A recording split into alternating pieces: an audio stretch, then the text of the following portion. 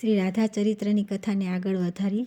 દેવકીમાની શ્રી રાધા દર્શનની ઉત્કંઠા. સૌ જલપાન કરીને સ્વસ્થ થયા એટલે દેવકીમાએ પછી શું થયું ધીરે ધીરે કહેવા માંડ્યું. સવારે વહેલા ઉઠીને મેં વલોણું કરી માખણ કાઢ્યું. બધાની રસોઈ મહારાજે બનાવી લીધી.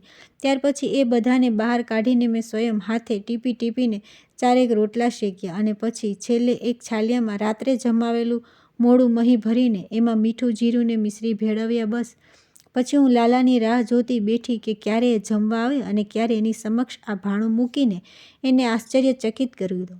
બરાહાર મધ્યાહન સમયે લાલો મહેલમાં આવ્યો અને હાથ પગ ધોઈને સીધો જમવા માટે ભોજનગૃહમાં આવ્યો.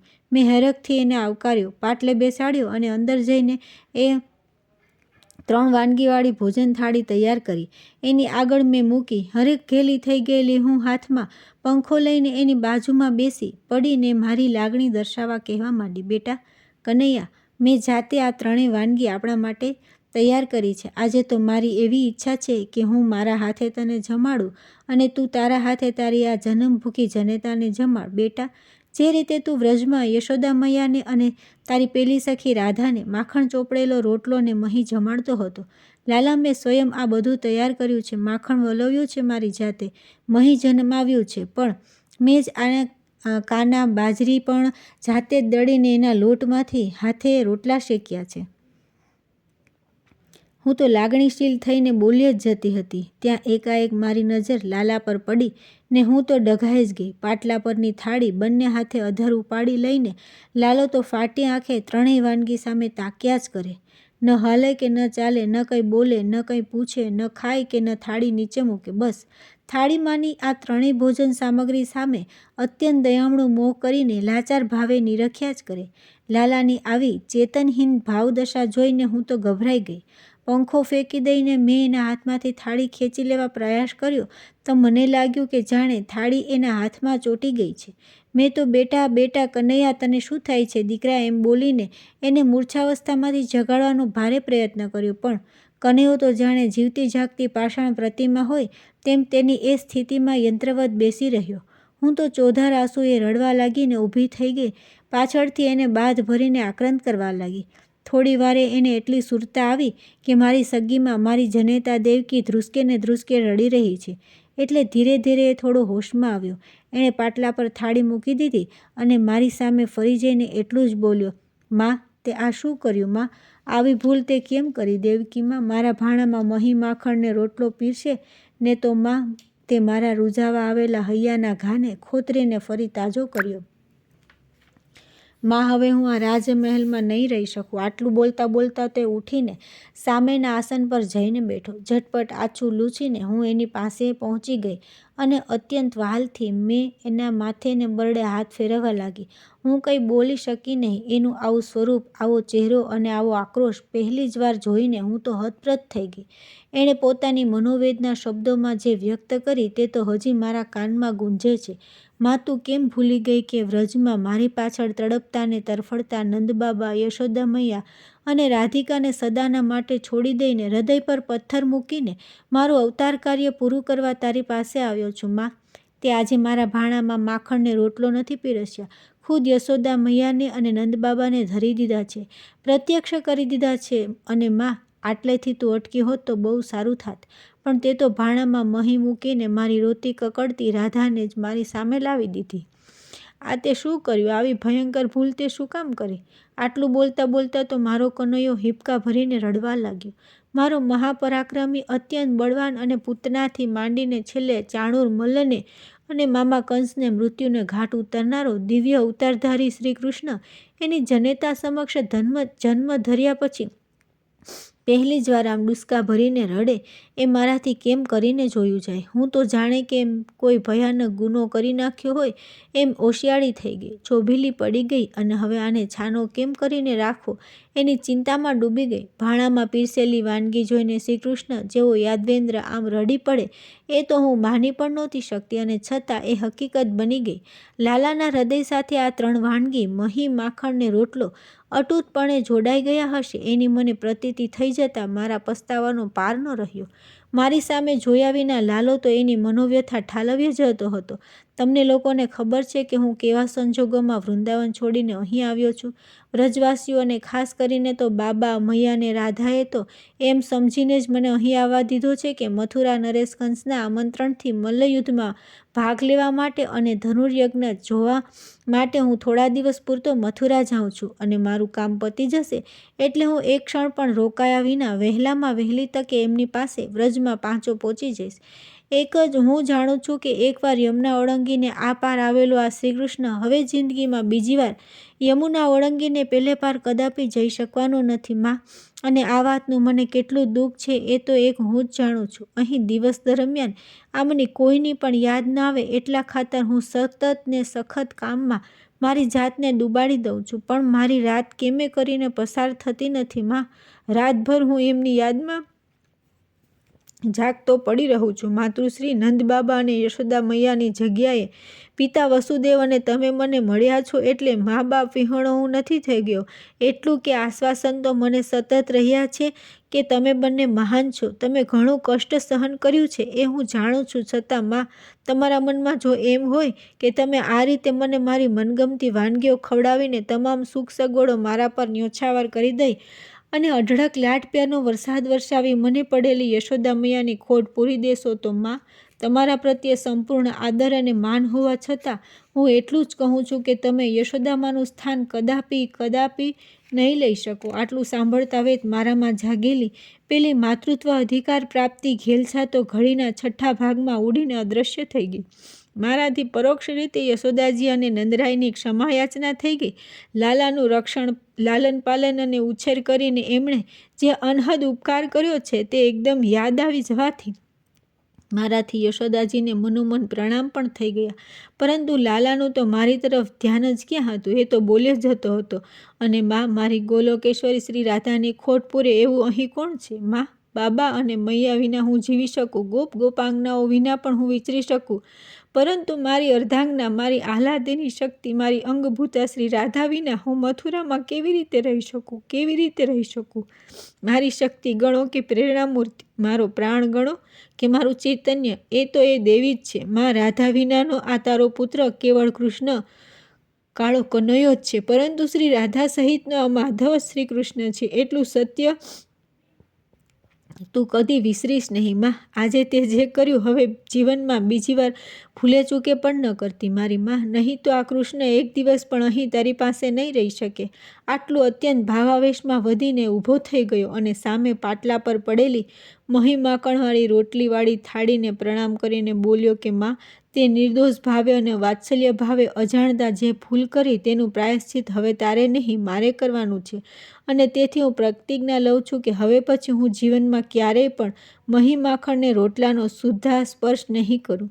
મારી આંખમાંથી તો અવિરતપણે અશ્રુ પ્રવાહ વહી જતો હતો, પરંતુ એ તરફ નજર પણ નાખ્યા વગર એ તો બોલ્યો જતો હતો. મહેલના તમામ રસોઈયા મહારાજોને અને પીરસનારા અનુચરોને તું કહી દેજે, આજ પછી કોઈ દિવસ કોઈ પણ સંજોગોમાં એમાંનું કોઈ જો મારા ભાણામાં મહી માખણ કે રોટલો પીરસવાની ભૂલ કરશે તો હું તે જ ક્ષણે તારા મહેલના અંજણનો ત્યાગ કરીને ચાલ્યો જઈશ. મારા તો રૂવાડા ખડા થઈ ગયા હતા, પણ એ તો ભૂખ્યો ને તરસ્યો ચાલવા માંડ્યો ને જતાં જતાં છેલ્લે એટલું કહેતો ગયો, માં, હવે આજે આખો દિવસ કંઈ પણ ખાઈશ નહીં, ઉપવાસ કરીશ. તે મારામાં જાગૃત કરેલ વ્રજવાસીઓની સ્મૃતિના પૂરનું શમન કરવા મારે હવે એક વિશિષ્ટ પ્રયોગ કરવો પડશે. તેથી મને કોઈ ખલેલ ન પહોંચાડે એ હવે તારે જોવાનું રહેશે. માં, ભૂલે ચૂકે પણ કોઈને ખબર ન પડવી જોઈએ કે હું ભૂખ્યો છું. કોઈ મને મનાવવા ન આવે. હું મારા શયનખંડમાં ચાલ્યો જાઉં છું. કોઈ મને શોધે તો કહેજે કે કનૈયો સૂઈ ગયો છે અને આજે જગાડવાનું નથી. આટલું કહીને એ તો મને રોતી કકડતું મૂકીને એના શયનખંડમાં ભરાઈ ગયો. આટલું બોલતા બોલતા ખરેખર શ્રમિત થઈ ગયેલા અને લાગણીશીલ થઈ ગયેલા દેવકીજીને રોહિણીમાએ સ્વહસ્તે પાણી પાયું અને પોછી બોલ્યા, ત્યાર પછી શું થયું તે હવે તમે ન કહેશો બહેન, તમારાથી એ નહીં કહેવાય. તમારું હૈયું ભરાઈ આવશે, માટે હવે મને કહેવા દો. મને બધી જ ખબર છે, કેમ કે તમે તરત જ મને બોલાવી લીધેલી અને બીજા દિવસની સવાર સુધી આપણે બંને પર જે કાંઈ વીત્યું છે તે હું આ લોકોને ટૂંકમાં કહી દઉં એટલે એમને પણ ખ્યાલ આવી જશે કે એ દિવસથી માંડીને આજ દિન સુધી મથુરાના અને દ્વારિકાના રાજમહેલના રસોડે મહી માખણને રોટલા પર આપણે બંને સદાના માટે જે પ્રતિબંધ મૂકી દીધો છે એની પાછળનું સાચું રહસ્ય શું છે? આટલું કહીને આગળનો પ્રસંગ કહેવાની જવાબદારીમાંથી રોહિણી દેવીએ દેવકીજીને મુક્ત કર્યા અને પોતે કહેવા લાગ્યા, દીકરીઓ, પછી તો એ દિવસે મારી ને દેવકી બહેનની કંઈ દશા થઈ છે, ન કહેવાય ન સહેવાય એવી કફોડી સ્થિતિમાં મુકાઈ ગયેલા બહેને એ દિવસે અન્નનો એક દાણો પણ મોંમાં ન મૂક્યો. સંસારમાં એવી કોઈ માં હોય કે જેનો પુત્ર રિસાઈને ભૂખ્યો સૂઈ ગયો હોય તો એ પોતે ભાણે બેસીને જમી શકે. દિવસ તો માંડ માંડ પસાર થયો. કનૈયો તો એના શયનકક્ષમાંથી બહાર જ ન આવ્યો અને એને કોઈ ભૂલમાં જગાડવા કે બોલાવવા જાય નહીં. તે માટે બહેને એના શયનકક્ષની બહાર ખડે પગે પહેરો ભર્યો. મોડી સાંજે હું ફરીથી એમની પાસે ગઈ ત્યારે એમણે મને કહ્યું કે મારું એક કામ કરો મોટા બહેન, આ એક પ્યાલો દૂધ લઈને તમે અંદર જાઓ. જાગતા હોય તો તમે તમારા સોગંદ આપી અને આટલું દૂધ પી જવા સમજાવજો અને જો ઊંઘી ગયા હોય તો એ જાગી ન જાય એ રીતે ચૂપચાપ આ પ્યાલો એના પલંગ પાસે ઢાંકીને મૂકી દેજો. મારી તો હિંમત નથી ચાલતી એની પાસે જવાની. દૂધનો પ્યાલો લઈને હું ધીરેથી એના શયનખંડમાં પ્રવેશી, પણ એ જે રીતે પલંગમાં પોઢ્યો હતો તે જોઈને હું તો ઠરી જ ગઈ. પલંગ પર અમારો પુત્ર કનૈયો તો હતો જ નહીં. કેવળોનું નિશ્ચેતન સ્થૂળ શરીર એનો માત્ર દેહાકાર જ હતો. અંદરનું ચેતન તત્વ, પ્રાણ તત્વ, આત્મતત્વ તો સૂક્ષ્મ રૂપે દેહમાંથી નીકળી જઈને ક્યાંક પહોંચી ગયું હતું. તરત જ મને ગર્ગાચાર્ય એના નામકરણ સંસ્કાર વખતે ખાનગીમાં કહેલી શ્રી કૃષ્ણ અને રાધા બંનેના અવતારની કથા યાદ આવી ગઈ. હું સમજી ગઈ કે કાનુડો તો અત્યારે એની મહાભાવરૂપા નિત્ય નુકુંજેશ્વરી કિશોરી શ્રી રાધાના સાનિધ્યમાં સૂક્ષ્મ દેહે પહોંચી ગયો છે અને પલંગમાં તો માત્ર એનો સ્થૂળ દેહ જ છે. હું દેવકી નંદન શ્રી કૃષ્ણના સ્થૂળ દેહને જોઈ ન શકી અને દૂધનો પ્યાલો ઢાંકીને બાજુમાં મૂકી દઈ ચૂપચાપ બહાર નીકળી ગઈ. મેં અંદર જે કંઈ જોયું તે ત્યારે તો બહેનને પણ ન કહ્યું, કેમ કે એ સાંભળવા જેટલી માનસિક સ્વસ્થતા એ વેળા એમનામાં હતી જ નહીં. એ રાત્રે હું બહેનની સાથે જ એના કક્ષમાં સૂઈ ગઈ જેથી એમને મારી હૂંફ રહે. મને યાદ છે કે આખી રાત તે ઊંઘ્યા નહોતા. રાતમાં કંઈ કેટલી વાર ઉઠીને એ લાલાની ખબર કાઢવા અંદર જતા, પરંતુ દૂર બારણામાંથી જ એને ભર ઊંઘમાં પોઢેલો જોઈને ચૂપચાપ પાછા ચાલ્યા આવતા. વહેલી પરોઢે એ મનમાં કંઈક નિશ્ચય કરીને એના શયનખંડમાં ગયા. છેક એની પાસે પહોંચી ગયા અને થોડી વારમાં તો લગભગ દોડતા પાછા આવી ને ધ્રુસકે રોતા રોતા મને બાજી પડ્યા ને કહેવા લાગ્યા, મોટી બહેન, મને પાપીણીને આવી કેવી કુબુદ્ધિ સૂજી. તમે જઈને જુઓ તો ખરા, એની હાલત તો ખૂબ ગંભીર છે.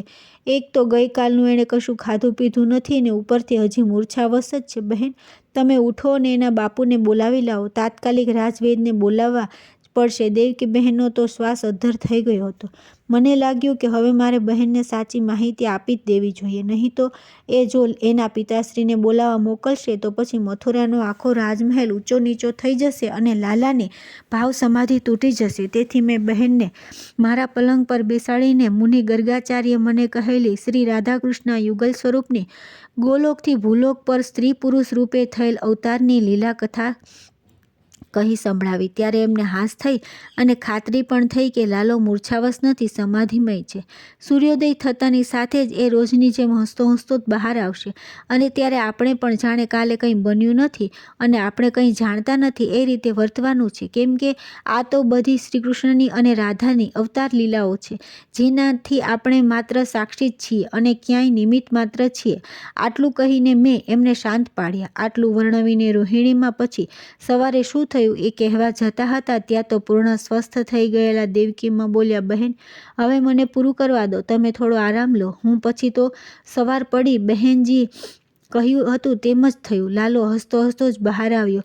મને તથા મોટા બહેનના પગે લાગીને દંધાવન કરીને સ્નાન કરવા સ્નાનગાગરમાં જતા બોલ્યો, બહુ ભૂખ લાગી છે માં, તું મારું દૂધ ને નાસ્તો તૈયાર રાખ, હું પરવારીને ઝટ આવી પહોંચું છું. મારા આનંદનો પાર ન રહ્યો. બહેનની સલાહ મુજબ હું વર્તી જાણે કે અમારા મા દીકરા વચ્ચે કંઈ જ બન્યું નથી. લાલાની સેવા મને સોંપીને બહેનશ્રી તો લાલાના બાપુની પ્રાતઃ સેવા કરવા એમની પાસે ચાલ્યા ગયા અને આ બાજુ નાહી ધોઈને તદ્દન સ્વસ્થ ચિત્તે મારી પાસે બેસી દૂધ નાસ્તો કરીને લાલો પણ દરબારમાં જવા ઉપડી ગયો. પરંતુ હવે મારા મનમાં જે અદમ્ય ઉત્કંઠા જાગી એની વાત આજે હું તમને કહેવા માગું છું. આટલું કહ્યું ત્યાં તો અંદરથી નિત્ય નિયમ મુજબ બપોરનો અલ્પાહાર, ફળાહાર અને મધુર સૌના પાત્રો ભરેલા થાળ લઈને બલરામ ભવનની સેવિકાઓ આવી પહોંચી. સૌએ ખૂબ હળવા મને અને પ્રફુલ્લિત ચિત્તે એકબીજાને આગ્રહ કરીને ખવડાવ્યું પીવડાવ્યું અને ખાલી પાત્ર લઈને સેવિકાઓ વિદાય થઈ. એટલે દેવકીમાએ પોતાની અદમ્ય ઉત્કંઠા વ્યક્ત કરી. એ આખો દિવસ મારા હૃદયમાં રહી રહીને બે ઈચ્છાઓ ઘુમરાયા કરી. જેણે મારા લાલાને પાળી પોષીને મોટો કર્યો, અત્યંત લાડ પ્યારથી એનું જતન કર્યું, એના અનેક તોફાનો હસ્તામોએ સહન કરી એને એક જનેક જનાતાની ખોટ ન પડવા દીધી. એ પૂજ્ય યશોદાનંદરાય સમક્ષ જઈને એમનો અંતઃકરણપૂર્વક આભાર માનીને શક્ય એટલી એમની સેવા કરીને એમનો ઋણ સ્વીકાર કરવો અને જે મહાન દેવીએ સ્ત્રી રૂપે આ ધરતી પર અવતાર લઈ મારા કાનુડાની અનહદ સેવા કરી છે, એની સતત કાળજી રાખી છે, પડછાયાની જેમ સતત એની સાથે રહીને એને મહાન કાર્યો કરવાની પ્રેરણા આપી છે અને જેણે સમજપૂર્વક પોતાના પ્રાણેશ્વરનો આજીવન વિરહ સ્વીકારી લઈને ત્યાગમૂર્તિ તપસ્વીનું જ્વલંત ઉદાહરણ પૂરું પાડ્યું છે, તે શ્રી રાધાના શ્રીમુખના નયન ભરી ભરીને દર્શન કરવા મારી પ્રથમ ઈચ્છા તો આપોઆપ ફળીભૂત થઈ ગઈ. થોડા વર્ષો બાદ હું લાલાના તાતશ્રી સાથે યાત્રાએ નીકળી ત્યારે હરિદ્વારમાં ગંગા સ્નાન કરવા આવેલા યાત્રાળુ સંઘમાં નંદબાબા અને યશોદા મૈયા પણ હતા. એવા સમાચાર પ્રાપ્ત થતાં અમે એ બંનેને અમારી ઉતારેટ તેડી લાવ્યા. શ્રી કૃષ્ણ જ્યારે મથુરામાં દાઉ સાથે અક્રૂરજીના રથમાં આવેલા ત્યારે એની સાથે નંદરાય પણ પધારેલા, પરંતુ ત્યારે તો અત્યંત ધાંધલ માલમાં એ દિવસોમાં મેં એમને માત્ર દૂરથી જોયેલા, એટલું જ કે એમની કોઈ સેવા ચાકરી નહોતી કરી શકી અને યશોદાજીને તો મેં પહેલી જ વાર જોયા. આહા, હું તો એમના દર્શન કરીને ધન્ય થઈ ગઈ. 4 દિવસ એ અમારા ઉતારે રોકાયા અને ત્યારે એ બંનેની ધરાઈને સેવા ચાકરી કરવાનો મને જે મોકો મળી ગયો એને હું મારા જીવનનો અણમોલ લાહવો સમજું છું. પરંતુ શ્રી રાધા દર્શનની મારી ઉત્કંઠા તો હજી આજની ઘડી સુધી અધૂરી જ રહી ગઈ છે.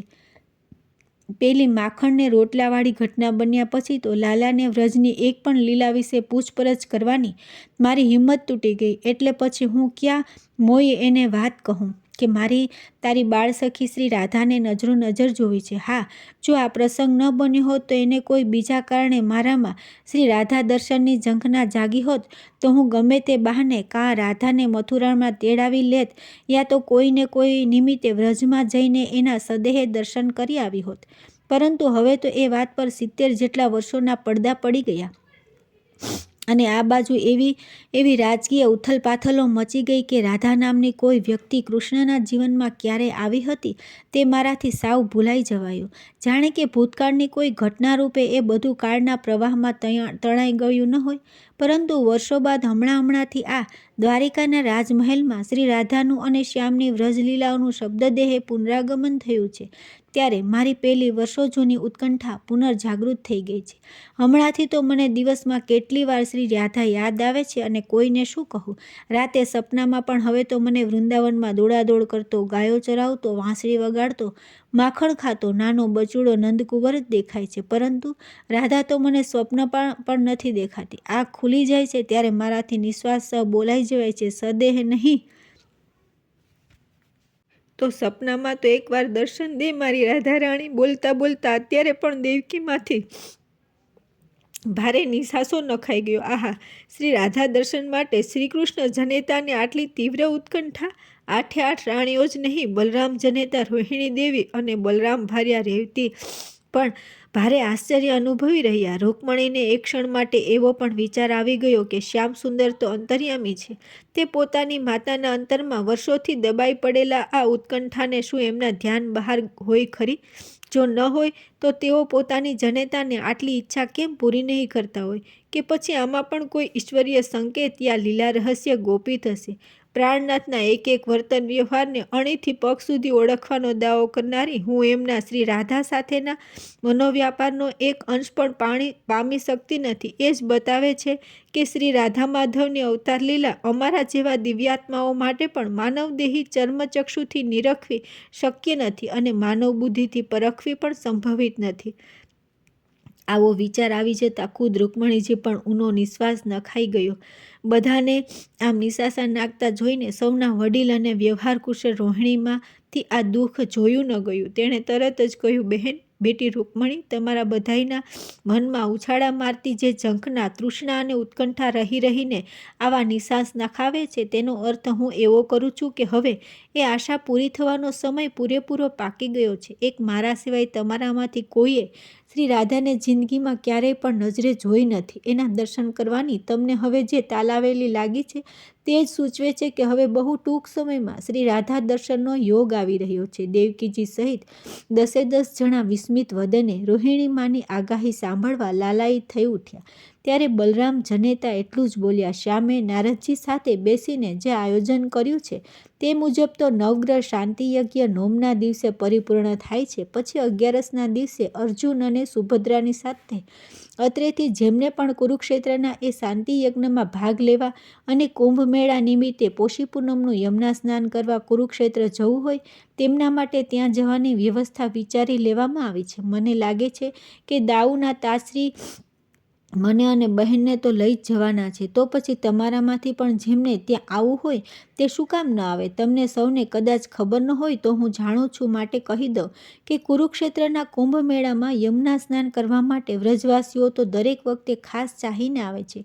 ગોકુળ, નંદગાંવ અને બરસાનાના અબાલવૃદ્ધ ગોપ ગોપાંગનાઓ આ વર્ષે પણ અચૂક આવશે જ, કેમ કે આ વર્ષે તમામ યાત્રાળુઓની રહેવા જમવાની વ્યવસ્થા હસ્તિનાપુર સામ્રાજ્ય વતીથી મહારાજ યુધિષ્ઠિરે કરી છે. એટલું જ નહીં, આ દિવસોમાં જ એમનો પેલો શાશ્વત શાંતિ મહાયજ્ઞ પણ કુરુક્ષેત્રની ભૂમિ પર યોજાવાનો છે. એટલે એક પંથ બે કાજ જેવા આ સુયોગનો લાહુ લેવાનું એ લોકો ચૂકશે નહીં. પણ બા રાધાજી ત્યાં આવશે એની શી ખાતરી? એ તો કદાચ ન પણ આવે તો? અત્યાર સુધીમાં પહેલી જ વાર રેવતીજી બોલ્યા અને એમનો પ્રશ્ન પ્રાણ પ્રશ્ન બનીને સૌના અંતરને હચમચાવી ગયો. રોહિણીમાં સહેજ હસ્યા ને પછી બોલ્યા, રાધા ત્યાં આવશે કે કેમ એ તો હું કહી શકતી નથી, પરંતુ એટલું જરૂર કહીશ કે વ્રજભૂમિમાં જેમણે પણ શ્યામ સાથે બાળપણ વિતાવ્યું છે અને જેમણે પણ નંદકુંવરનો નેડો લાગ્યો છે તે સૌ આ વખતે કુરુક્ષેત્રમાં આવવાના જ, કેમ કે એમને એટલી તો ખબર પડી ગઈ છે કે કુરુક્ષેત્રની રણભૂમિ પર એક મોટા યજ્ઞનું આયોજન પાંડવો દ્વારા થઈ રહ્યું છે અને જ્યાં પાંડવો હોય ત્યાં શ્રી કૃષ્ણ તો હોય જ. એ વાત હવે આર્યાવર્તમાં કોઈની અછાની રહી નથી. તેથી એમના પ્રાણ પ્યારા નંદકુંવરને નિરખવા ને હરખથી મળવા વ્રજવાસીઓ ત્યાં આવ્યા વિના રહી શકવાના નથી. પણ સ્વામીનાથ તો મને એમ કહેતા હતા કે પોતે યાદવોને નિરંકુશ કરી અને દ્વારિકાને એમના ભરોસે મૂકીને ક્યાંય જવાના નથી. એમને યાદવોના ક્ષેમકુશળની એટલી બધી ચિંતા છે કે ખુદ નારદજીને પણ એમણે મારા સાંભળતા કહ્યું કે પાંડવ શ્રેષ્ઠ યુધિષ્ઠિરને એક અગત્યનો સંદેશો આપવા ઉદ્ધવજીને તેઓ થોડા દિવસ પછી ત્યાં મોકલવાના છે. પટરાણીથી આટલું કહ્યા વિના ન રહી શકાયું અને જ્યાં ઉદ્ધવનું નામ પડ્યું કે તરત જ દેવકીમાં બોલ્યા, શ્યામનો સંદેશો લઈને જો ઉદ્ધવ કુરુક્ષેત્ર જવાના હશે તો એ નંદગાંવ બરસાના પણ જશે જ. મને એટલી ચોક્કસ ખબર છે કે કૃષ્ણના મથુરાગમન બાદ વ્રજમાં કૃષ્ણ પોતે કે બીજું કોઈ ભલે એકેય વાર ન ગયું હોય, પણ આ ઉદ્ધવ એવો ભાગ્યશાળી છે કે મારા દેખતા 1-2 વાર નહીં, બે વાર એ વ્રજમાં ગયો છે. કાનાનો ખાસ સંદેશો લઈને જ ગયો છે. પહેલી વાર તો ઝટ પાછો આવેલો, પણ બીજી વાર તો એ ત્યાં જઈને રાધા અને ગોપીઓના શ્રીકૃષ્ણ પ્રેમ આગળ એવો પ્રજ્ઞા પરાજિત થઈ ગયો કે 6 મહિના સુધી એ એમની સાથે વ્રજમાં રોકાઈ ગયો અને આવ્યા પછી તો એ સાવ બદલાઈ ગયો કે ન પૂછો વાત. કોણ જાણે એણે ત્યાં એવું શું જોયું કે રાધાના ને ગોપીઓના ગુણગાન ગાતા હજી સુધી થાક્યો નથી. મને લાગે છે કે કુરુક્ષેત્ર સુધી એ જવાનો હશે તો વ્રજમાં ગયા વિના એ રહેશે નહીં. કૃષ્ણ એને જ મોકલશે. દેવકી માએ તો સ્વાભાવિકપણે એટલું કહ્યું, પરંતુ આ સાંભળ્યા પછી શ્રીકૃષ્ણની 8 રાણીઓના ચિત્તમાં જે ચટપટી શરૂ થઈ એ તો સૌની એકબીજા સાથે ટકરાતી નજર પરથી જ વાંચી શકાતી હતી. સૌની નજર ફરી ફરીને સત્યા પર કેન્દ્રિત થતી હતી કે સૌ જાણતા હતા કે શ્રીકૃષ્ણની આ લાડલી રાણી સત્યાને પોતાના દિયર ઉદ્ધવ પર સવિશેષ પ્રેમ હતો અને દ્વારિકામાં હોય એટલા દિવસ ઉદ્ધવ રાણી સત્યાના મહેલે આવ્યા વિના રહેતા ન હતા. તેથી સત્યાને જો વિશ્વાસમાં લઈએ તો એની મારફતે ઉદ્ધવજી પાસેથી શ્રી રાધા વિશે ઘણું જાણવા મળે. બસ પછી તો બલરામ ભવન પરની આ બપોરની બેઠક પૂરી થઈ નથી કે તરત રૂકમણી સહિત 7 રાણીઓ વળતી સીધી સત્યા રાણીના મહેલે જ ગઈ. સત્યા પોતે પણ સમજી ગયા કે બધાયનો આજે મારા પર આટલો બધો પ્રેમ કેમ ઉભરાઈ ગયો છે. પોતાના દીવાનખંડમાં સૌને યોગ્ય આસને બેસાડી એણે સ્વયં કહી દીધું, દીદી આપ આપ સૌના મનમાં છે તે જ મારા મનમાં પણ છે. પણ દિયરજી, આ વખતે તો જ્યારથી પાછા આવ્યા છે ત્યારથી અત્યાર સુધીમાં ફક્ત એકવાર મને મોં બતાવી ગયા છે. પ્રભુએ એમના માથે ભોજનશાળાની સમગ્ર જવાબદારી એવી નાખી દીધી છે કે તેઓ પગ વાળીને બેસતા નથી અને આ બાજુ તો ફરકતા સુદ્ધા નથી. હવે તમે કહો, આપને આ બાબતમાં હું શું મદદ કરું? સૌના મોં પડી ગયા. પણ સત્યભામાની ચતુરાઈ આવી નાજુક ક્ષણોમાં હંમેશા કામ આવતી હતી, તેમ અત્યારે પણ કામ આવે. એમણે રસ્તો સૂઝાડ્યો. સત્યા, એક કામ કરીએ તો? કોઈને અત્યારે જ ભોજનશાળા પર મોકલીએ અને ઉદ્ધવજીને કહેવડાવીએ કે આજે રાત્રે તેઓ બીજે ક્યાંય ન જતા સીધા તમારા આવાસ પર જ આવે. ખૂબ જ અગત્યનું કામ છે, માટે તેઓ શ્યામસુંદરની રજા લેવી હોય તો લઈને પણ રાત્રિનો પ્રથમ પૂરો થાય તે પહેલાં જરૂરથી અત્રે પધારે. એવું જો કહેવડાવીએ તો એ આવ્યા વિના રહેશે નહીં, અને એકવાર એ અહીં આવે તો પછી એમને કેમ રોકી રાખવા ને એમની પાસેથી જે જાણવું છે તે કેવી રીતે બહાર કઢાવવું એ બધું તમે મારા પર છોડી દો. એ બધું મને આવડે છે. સત્યભામાની વાત સૌને ગમી ગઈ. તાત્કાલિક એક સેવકને ભોજનશાળા પર મોકલ્યો અને અત્રેથી પાઠવેલા સંદેશાના પ્રત્યુત્તરમાં ઉદ્ધવજીએ જણાવ્યું કે તેઓ રાત્રિએ જરૂરથી આવશે, કેમ કે આજે રાત્રે તેઓ તદ્દન મુક્ત જેવા જ છે. ખાસ કોઈ કામ બાકી રહ્યું નથી. સૌ આનંદમાં આવી ગયા અને અમે સૌ સમયસર આવી જશું એવું સત્યારાયણીને કહીને તેઓ પોતપોતાના આવાસે ગયા. મહી માખણને રોટલે મા બાબા રાધા, દીઠા પ્રત્યક્ષ કાનુડે દ્રશ્ય અનુપમ આ. રાધા દર્શનની પુનઃ જાગી ઉત્કંઠા, દેવકીના દિલની તૃષા તૃપ્ત થશે શું ના? રાધે રાધે.